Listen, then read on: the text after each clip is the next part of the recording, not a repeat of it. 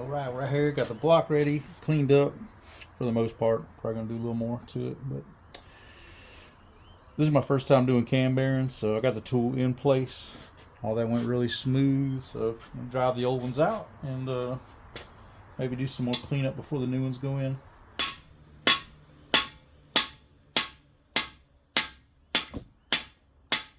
moving. It's not moving much, but it's moving.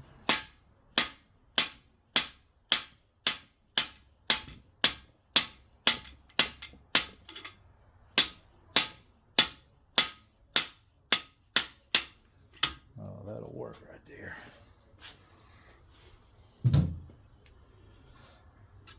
There it is. See where it was down to the brass. This was really the only wear that was notable in the engine. Was the cam bearings. Seems like LS's are pretty much all the push rod motors with a single cam. Kind of wear more in the cam bearings than anywhere else. Real quick.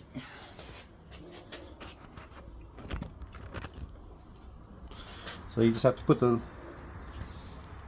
part that knocks the bearing out in individually for each one, and then it's got a cone that goes into the end that keeps everything in alignment. Actually, yeah, I'm not gonna be able to do all these on the engine stand, I don't believe, because you want this to be as straight as possible driving the bearings in. So you want to do maybe one, maybe three from this side, and then flip around to the other side so that the cone is as far away from the other bearings as possible, because there's no way to knock like this one in from here with that alignment. So you got to go in from the back. So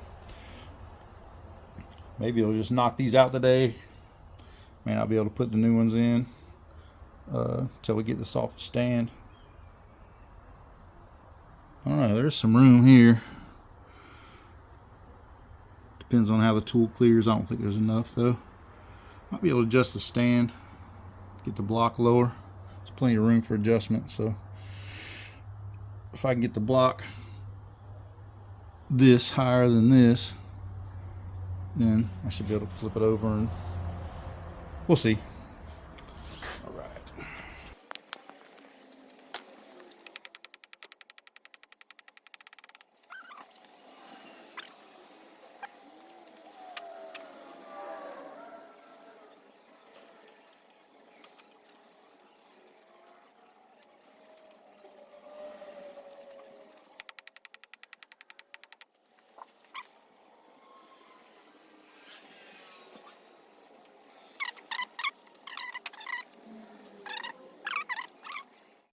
I started honing these already with 400, and I got them pretty close, but they still need to come out just a little more.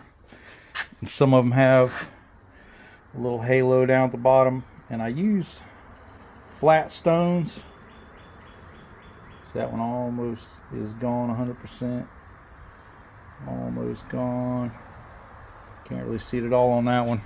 But they all started off with a little tiny halo down at the bottom where that's a low spot, is what that is. I watched Uncle Tony's garage on a few things, and he said to use flat stone type hone because it reveals that kind of stuff. And even though I couldn't feel a ridge whatsoever at the top, there was a tiny little edge of a halo when I first started.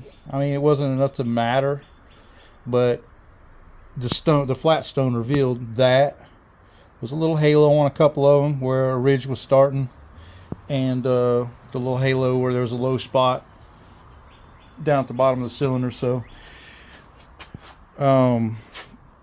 they reveal that, and they also will correct it when it's that subtle. It's not going to take out a thousandth of an inch, or, you know, I mean, I guess you could sit there and do that, but I wouldn't take a cylinder down that far with a hone. But a quarter, you know, about, you know, 3/10,000ths, you know, a flat stone will straighten that out. So The bores are within machine shop as far as being taper and all that. They're well within machine shop okay specs. They're it's about a 2/10,000ths of taper, which is, it's not enough to worry about at all. And I'm going to hone them a little bit more to get them to 4 10,000ths. So it should even maybe take out that last little bit of taper. So they should be pretty square when I'm done. So anyway, we're going to hone them. I got the cam bearings pounded out, the old ones, and I'm going to put the new cam bearings in. The WD-40.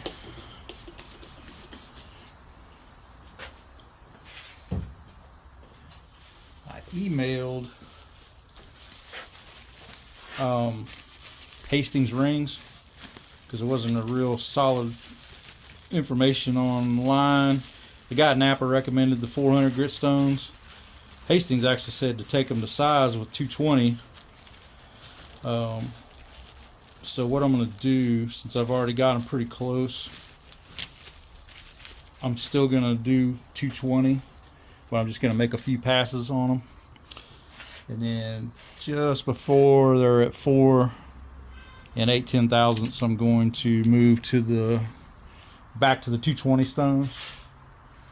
And that'll, because what you're doing is the deeper grooves hold oil better, and then the plateau hone takes the edges off of the 220 scratches, so the piston rings are still riding on a smooth surface, but you're also there's better lubrication in the cylinder for the rings, from what I can gather. I could be a little off on that, but makes sense to me. So the oil splashes up in there, sprays up into the cylinder, and it's got to hang on to something. If they're totally glassy smooth, and it's just going to swipe it off, and that's, I think that'll be accelerated wear. So a little bit deeper scratches holds the oil, and then the plateau makes a smooth surface for the rings.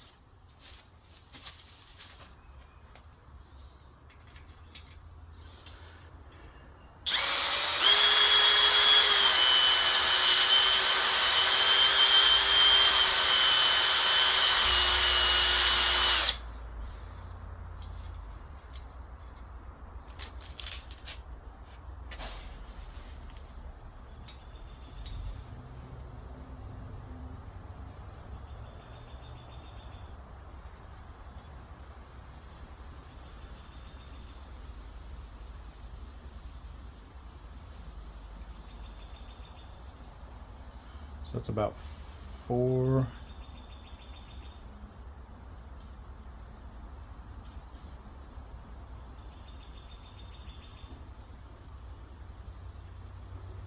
Inch and 4 10,000ths right there. So 5 more strokes.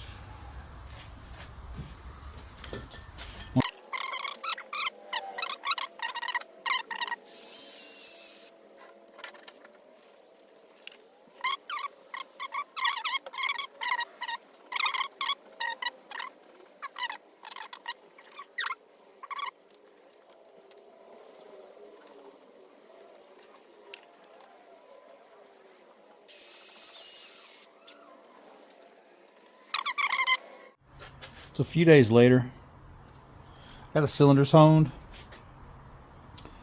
I got a little overzealous with the bore gauge and was driving myself nuts. But they're not flawless. They're about 1,000th out around on the thrust side, which is considered by many to be just fine. It's it averages about 1,000 overall. There's no taper, which is the big thing. There's like almost like there's maybe 2 10,000ths of taper. There's a pretty generous size journal. It's slotted in the block where the cam bearing goes, the oil journal, and it's pretty long. It's, I don't know, an inch maybe. And the easiest way to do this, from what I've seen, is you just take these two, there's two holes in the bearing, and you just mark it 12 o'clock between those two, and then the block's upside down, so when you put this in, you know, you're putting this at 12 o'clock, and that aligns it with this, with the journal. That's what I've seen a lot of people do, so I'm gonna try it. You know, there's a little easy test you do after it's in there.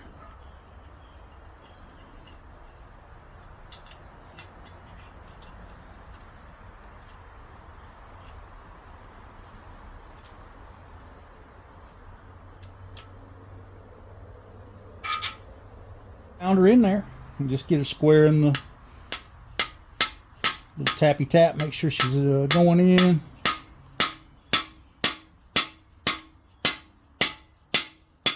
Tight fit for sure.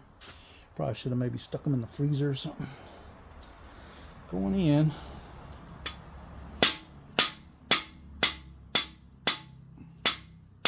Using a dead blow hammer.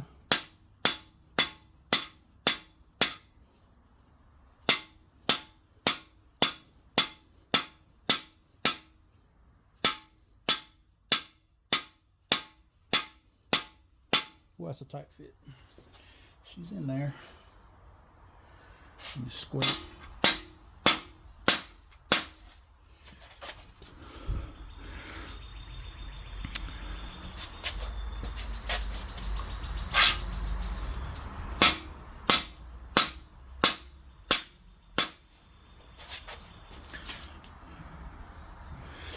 Yep, this will work. This will work.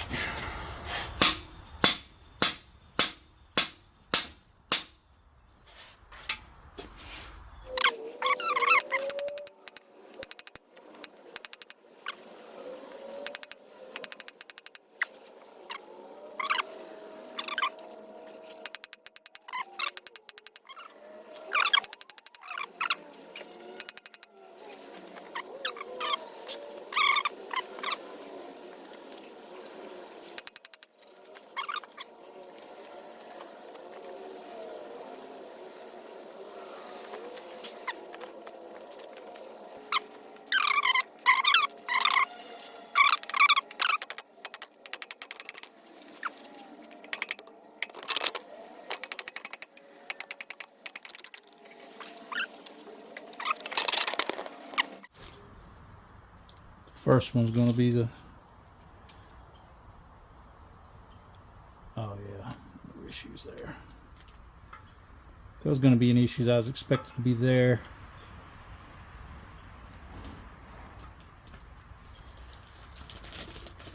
Alright, doing pretty good so far.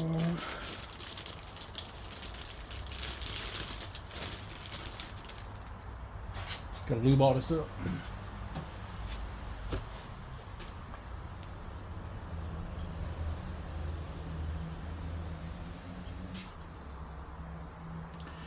Engine kind of leans back on this stand a bit, so gotta be careful. And that's it. So it's in there. Spins free. So we are golden on that. Beautiful.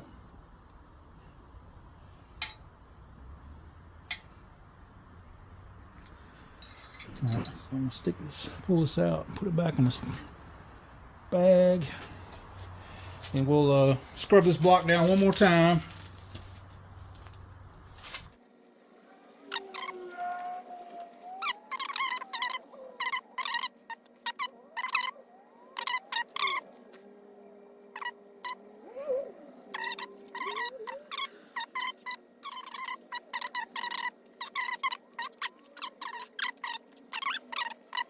Where the plastic gauge said I had less than 1,000th.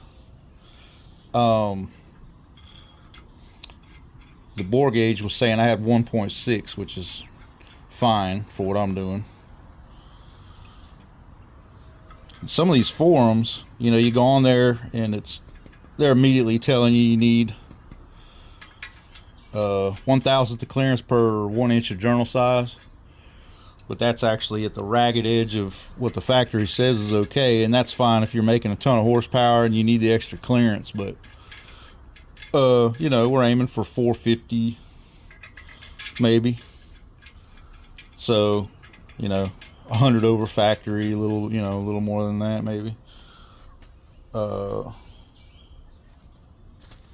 So it's, you know, it doesn't need to be that loose, and the tighter it is inside the right horsepower range, the longer it's going to last at that level. So if you build a real sloppy engine, I shouldn't say sloppy, if you have extra clearance on an engine that's making 400 horsepower and you're running 2.5 thousandths on the crank clearance, it's just not going to last long. Longevity is not going to be as good as one that's got proper clearance for that horsepower. So almost 2 thousandths on that one. And see, that plastic gauge was telling me that this one had less than 1,000th on it. Yeah, it leaves marks on the bearing. They're all right. Marks don't really hurt nothing as long as there's no high spots in them. You just kind of give them a little massage, you know, smooth them out. All right, so we got 2 thousandths on this one. Plastic gauge said I had less than 1,000th, and it didn't look, I don't know, I might have done something wrong with the plastic gauge. I don't know. I mean, it's not rocket science. You just lay it across there and clamp it down, you know, smashes it out, and that's your width. So I don't know what's up with that, but nearly 2 thousandths on this one. It said I had less than 1,000th. This one said I had right at 1,000th, and this is 1.6, I guess, closer to 1.7.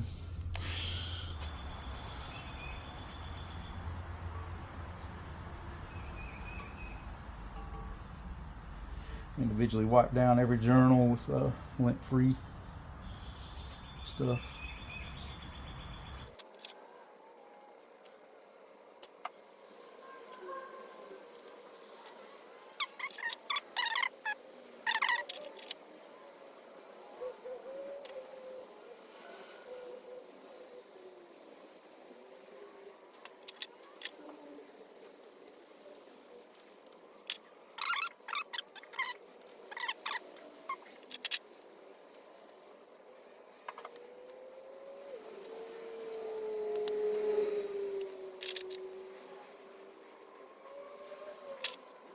Righty. Well, the crank's in there. Spins nice and free.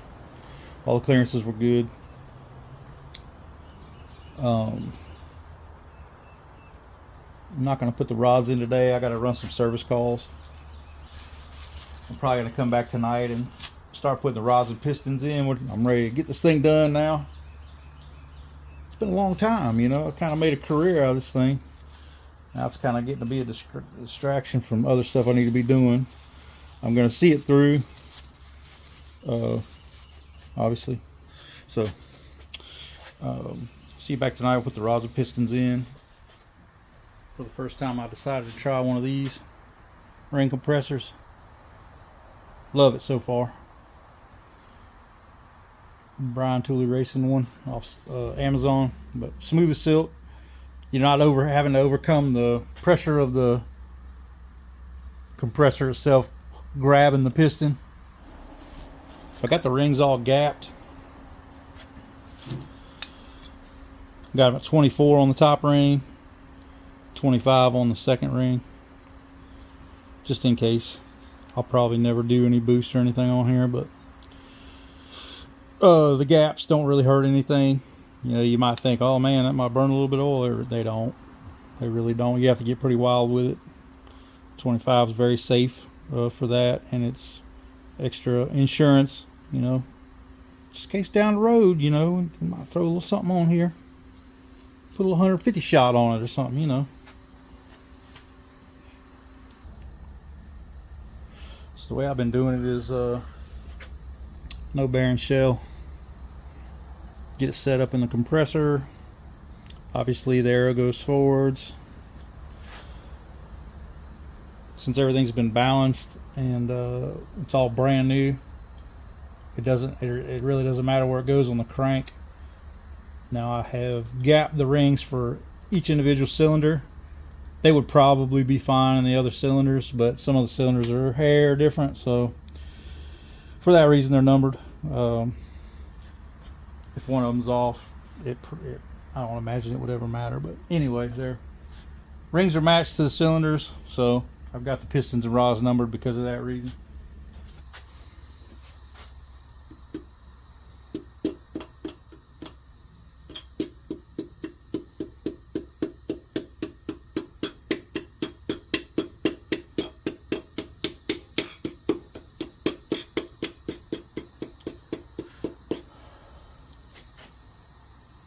Thing about this is it's a consistent amount of drag every time, so if there's a problem, you're gonna know something's up. Usually you really got to frame on these things, get them in on the regular compressors that are out there.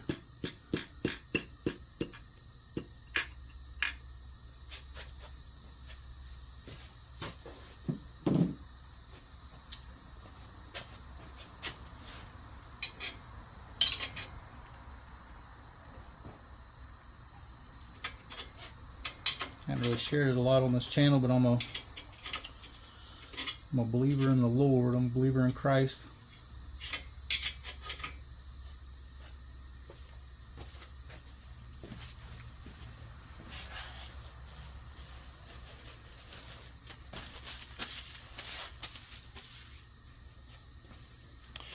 Despite outward appearances, that's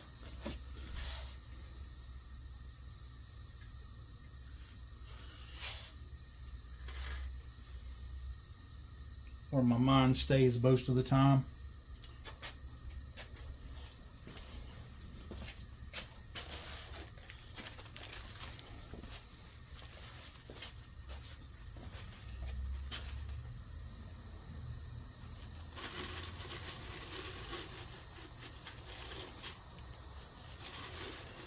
Got saved about 10 years ago. I've always believed, but I had strange things that I believed along with it, and sort of had my own theology.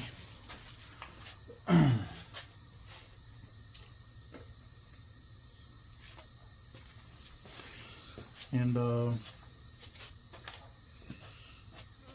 once I went to church, my aunt, she's kind of the no, she's not kind of, she is like the spiritual leader in the family. She's been praying over me since I was a kid, and she really led us to the Lord. Ultimately,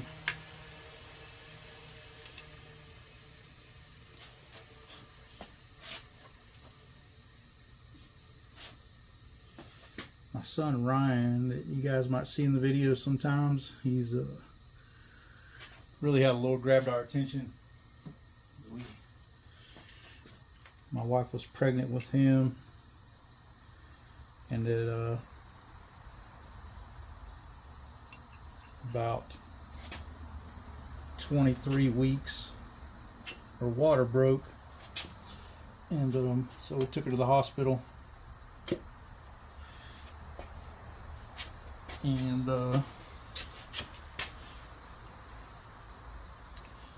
they basically told us, they did a little test. They did a sonogram and saw that her water was broke, and they did a amniocentesis to check the fluid in her birth sac, and it came out like brownish color. I was there when they did it, obviously, and it came out like a brownish color, and they said that doesn't look good, and they tested it, and there was 3 infections inside the birth sac, and they were heavy duty infections, and they said, number 1, he's got to come out. Number 2, this is very dangerous for her, because if this infection spreads to her bloodstream, then she may not make it. And I was like, well, can't we just put her in antibiotics, fight the infection, and keep him in? And they said he's too early. Where he's at, his weight and everything. They said he's too early, and if he comes out now, his heart and lungs are. They said if it'd be one more week along, then we'd start to see. That's where we start to see some hope. But he's really too early, and but basically they were telling us we were having a miscarriage, ultimately. So,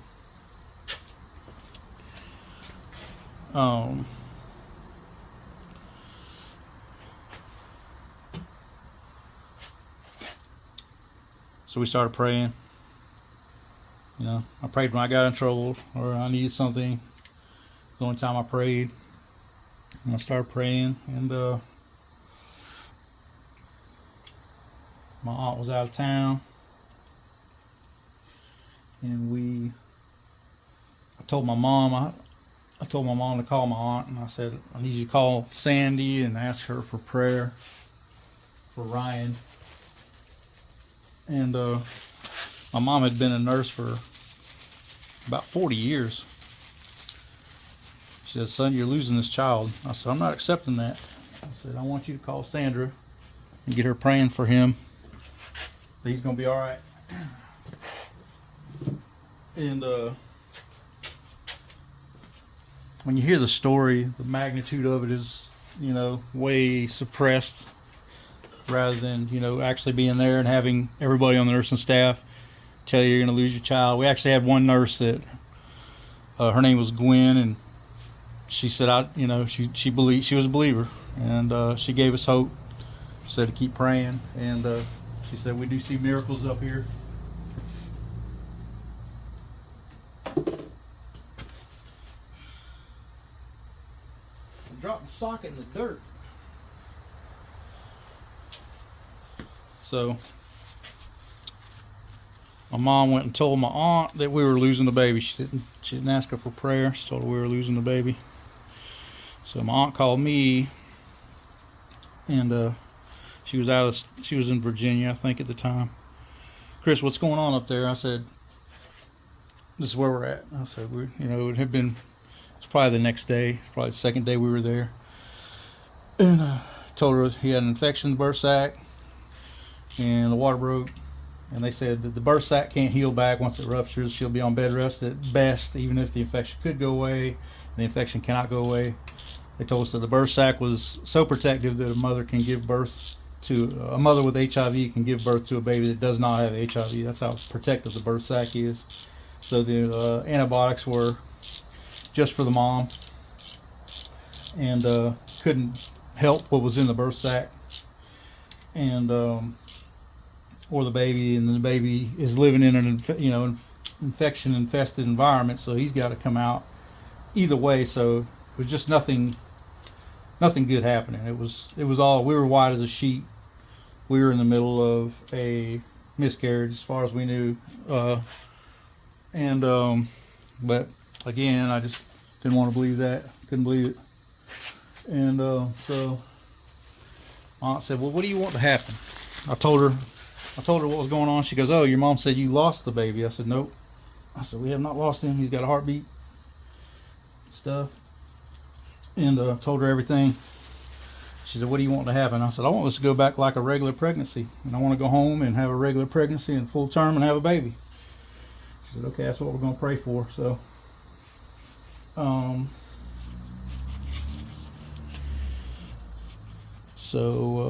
that's what we prayed for right there on the phone. And I was mad at God. I still had a lot of doubts, even though I was still praying.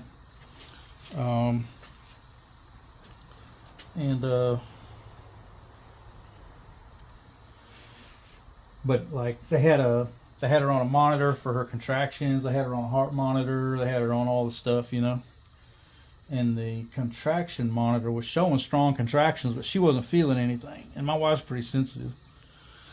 She's like, I don't really feel anything. And it was showing pretty heavy duty contractions.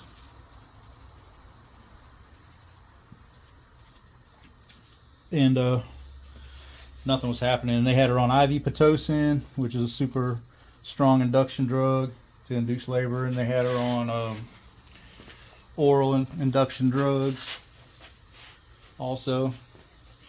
And basically nothing was happening. And every day that went by, I was like, all right, well, that's another day. He's a little bigger and a little stronger. And we got to Sunday, so it was almost a week, and nothing had happened. And a nurse came in that I had never seen before, and she said, we are going to put together a whole new team on this because we don't know where to go from here. Nothing's happening, nothing's working, nothing's making any sense, so we have to start all over again like it's day one. And that was prophetic for me right away, you know. And so they started over like it was day one, like we just walked in the door that day. And they started off, did a sonogram of her belly, and all the fluid was back in the birth sac. And they said that's something else. They said the fluid won't go back in there. The birth sac can't heal once it's ruptured. But the fluid was back in her birth sac. And I said, okay, we're going to do another amniocentesis where they draw the fluid. So they did another fluid draw. And I was there again, obviously. And it came out clear this time. And she's like, wow, that looks pretty promising. And I said, yeah, it really does. And they sent it off to the lab, and all the infections were gone in just a matter of from Thursday to Sunday. All the infections were gone. And they checked his heart rate. They checked her heart rate. They looked at us and said, basically, there's no reason for you to be in the hospital anymore. You can go home. You have a regular pregnancy.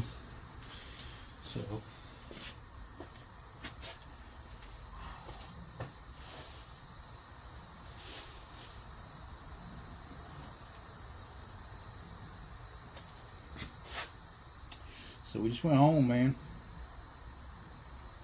We had a regular pregnancy. And Ryan was born. She had to have a C-section when he was born, but he went full term. And yeah, man. And that's what led us to the Lord. We even after that, we still weren't like jumped right into church or anything, but I told the Lord whenever all this was going on, I said, if you'll save him, I'll tell everybody about this. And I tell everybody my testimony at some point.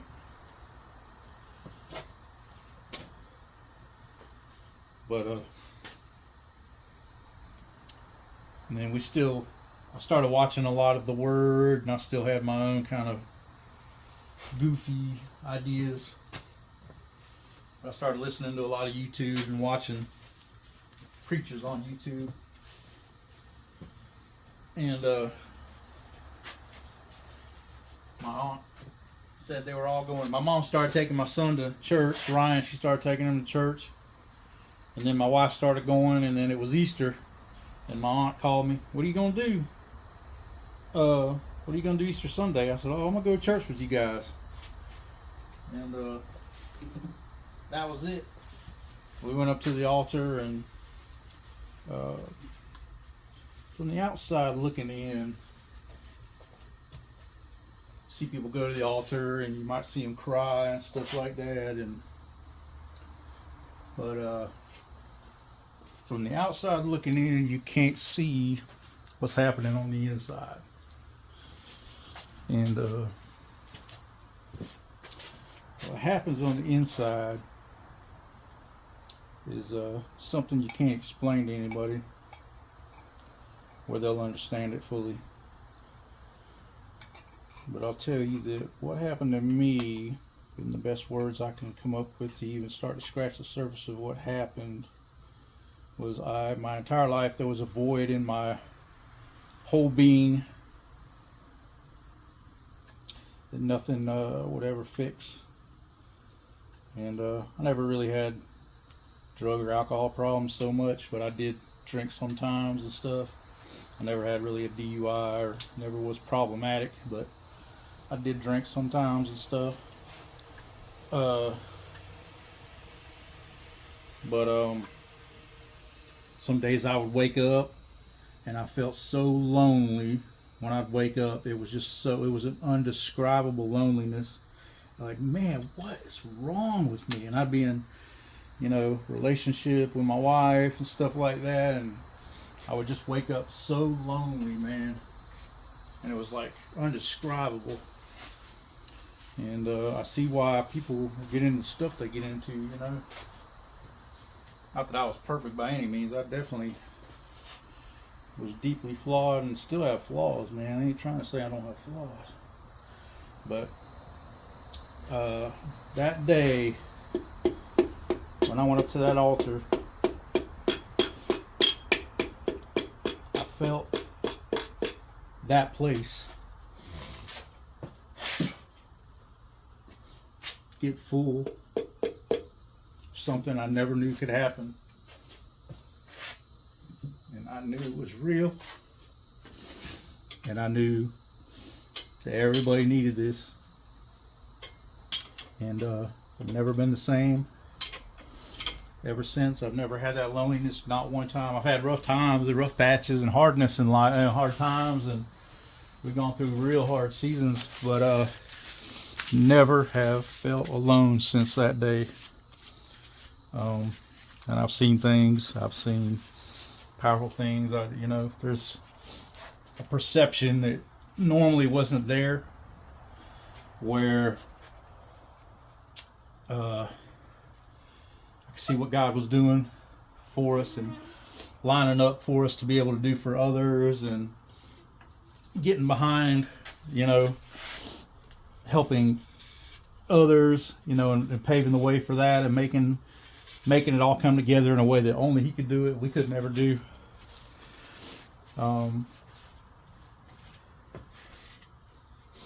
So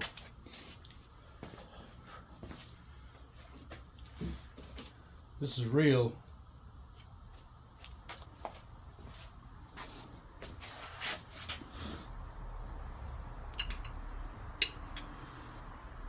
I'd love to tell you I've led a whole ton of people to the Lord. I really, I share as much as I can, encourage people. It's never about works. It's a free gift of righteousness from Him. And that was something that, I just could feel in a profound way. And it's free for everybody. And once the Holy Spirit comes in, you start to heal. He shows you what happened to you and why it happened, and how it shaped you, and how He used the brokenness to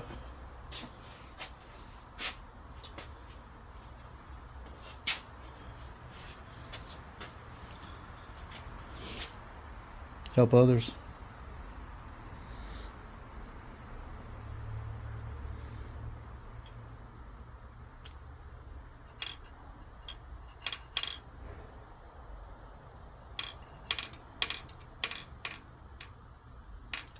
But it's for everybody. It's you don't have to be special. You don't have to do a bunch of good stuff. You don't have to clean yourself up first. You can't clean yourself up first. It's impossible to clean yourself up. He does that. First of all, you enter in when you receive Him as your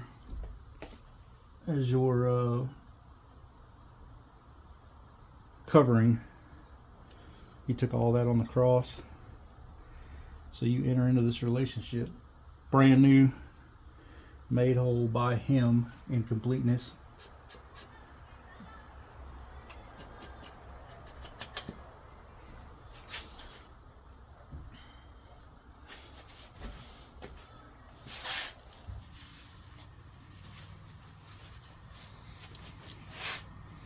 All right, we're gonna shut her down. I'll give you a once over real quick. Did the little oil pressure barbell. there. Replaced the plastic one. New cam bearings, you saw that already happen. Everybody's happy in their bore. We got about 2,500 on the silver lights, which is great because it's good enough to still have a good ring seal and room if we do something later. But it's not too out of hand on the clearance. So everything's sort of just hand tight right now. But let me forget, put the lifters in, you know, before the heads go on. Cam and lifters. I'll probably come do the back plate tomorrow. Slide the cam in, timing chain, oil pump, and there's no reason why this shouldn't be together tomorrow, really. The heads are ready. There's one broke off bolt I got to deal with, so it doesn't really matter if I do it now or after the head's on, I guess. I could just as well do it. I might as well do it with the head off, just in case there's an unusual amount of metal shavings or something like that. So, but we'll come back and finish putting this dude together. I'm gonna try to just do it all in one video instead of having 10,000 videos on every step of the way. So, all right, see y'all later. Got the fabricated aluminum radiator in there. Everything lined up and worked with that. And yeah, it's looking good. Can't wait. I'm gonna put some exhaust on it and stuff later, but we're just gonna get it running for now. Got so much going on. This is just something I need to get to a point where I could drive it at this point, and then a lot more coming with that in the future, but just want to get it on the road right now. So got to get it tuned. I got to get someone to come and tune it or tow it to a shop. So I'm gonna make some phone calls today and determine the best way to tackle that. All right, today's the day. We're gonna try to start her up. Got it all hooked up in there. My instrument cluster is in pretty bad shape. I'm just gonna have to get another one. I was hoping to crank it over till I had oil pressure. I kept fooling with it and watched some videos, and one of the guys said twist it like an ice cube tray, and if it comes on, obviously you got a cracked solder joint somewhere. So I did that, and it lit up. It came on. It doesn't give you instrument readings till after you let off the key for cranking, I guess, on this one, because all the gauges kind of go down to 0 and you let off the key and then they read. And I noticed that the oil pressure would jump up and then slowly creep down, and I was still nervous about it, so I pulled the line off of the oil cooler down here and I had my brother crank it, and it was pumping some oil out there, and there was air coming out where it was pushing oil through the motor, through the engine block. So I think we're in good shape. I've been cranking it with the relays for the fuel pump and ignition and everything out. But I'm gonna hook it all up, and it needs to be tuned. It's got 32-pound injectors in there, and originally had 25-pound injectors, so it's gonna run super ridge. It's not gonna run good at all, but figured you guys wanted to be along for the initial startup. So we're gonna, the guy, I guess when the tuner comes, he's gonna have to do the same thing. So I'm going to start it. I'm not going to let it run long because it's going to be super rich, but I just want to hear it fire up, see oil pressure. Hopefully, if that gauge even works anymore, I don't know, but we're going to try it. All right, all the relays are in. Here we go. We're going to do it.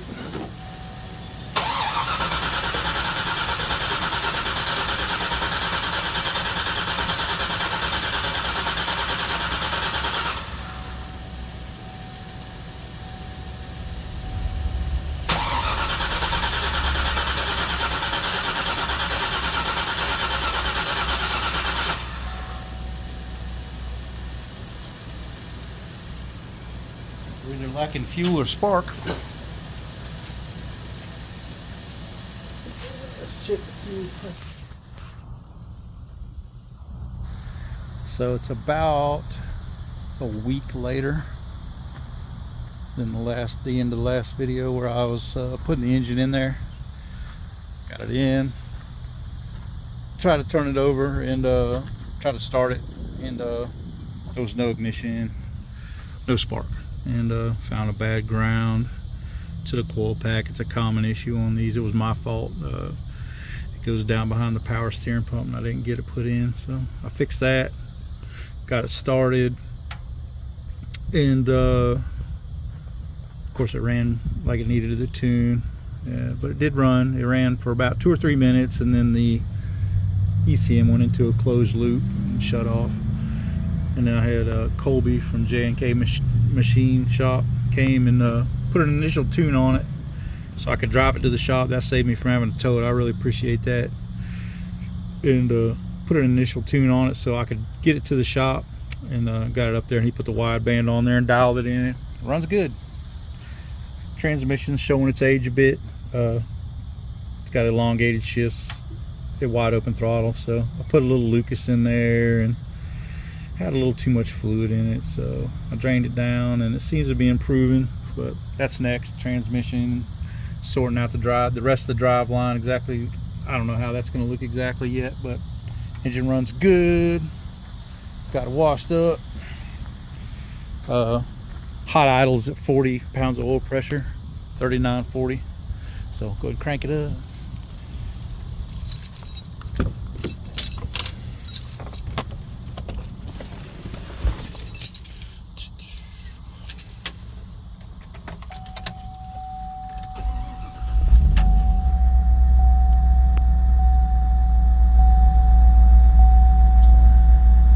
Hot idle's at 40 psi. This side of the gauge cluster works, the rest of it does not work. I got one on the way, so I did not end up with a cam. I thought I had bought the Truck Norris cam, and this is my fault.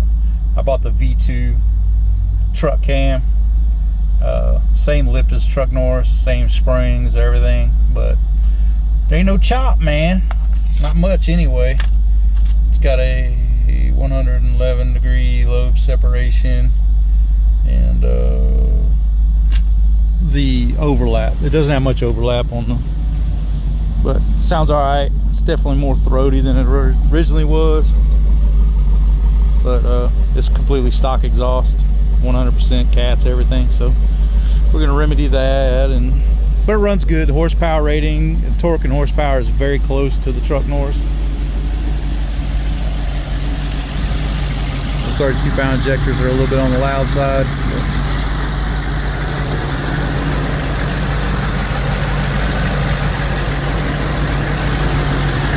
Blow by. So happy with it. So got to that first step. We're gonna do some more stuff to it. Not right now. We got some other stuff on the agenda that we'll talk about later, but I just needed it to run good, and so I could have a second vehicle for one, and just to get it on the road so we could move on and do some other stuff. So but a lot is on the horizon.